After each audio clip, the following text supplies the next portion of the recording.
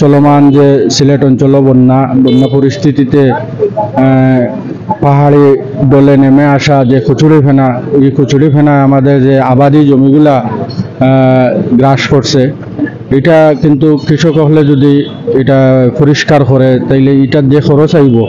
এই খরচের দরে অনেক আবাদি জমি অনাবাদি হয়ে যাব গিয়া। তো এই কৃষি অফিসের মাধ্যমে যদি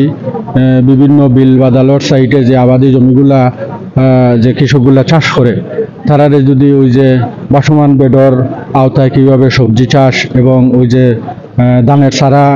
এখানে করা যায়, এই ধরনের ট্রেনিং যদি দেওয়া যায়, তাইলে এই কচুরি ফেনাগুলারে কাজে লাগাইলে আবাদি জমিগুলা আবার খালি হইব এবং কৃষকরা এই জমিতে ভালো মানের চাষ করতে পারবো। এবং এই যে জমিগুলা খালি হইব, এটার মধ্যে সার কীটনাশক অনেক কম লাগবো। এর লাগে আমি আহ্বান জানাইমু প্রশাসন, কৃষি এবং স্থানীয় যে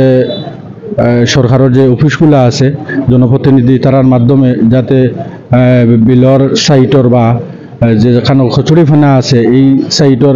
কৃষকগুলারে যদি উদ্বুদ্ধ করা যায় ট্রেনিংয়ের মাধ্যমে, তাইলে আমাদের সেই অনাবাদি জমিগুলো আবাদি হয়ে উঠব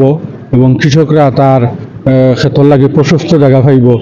এর লাগে আমি অনুরোধ জানাইমু বিশেষত কৃষি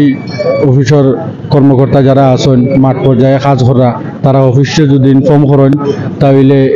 আজকে ওই যে কচুরি ফেনাগুলারে আমরা নির্মূল করা সম্ভব হইব আর আমরা অনাবাদি জমিগুলো আবার আবাদি হয়ে উঠব।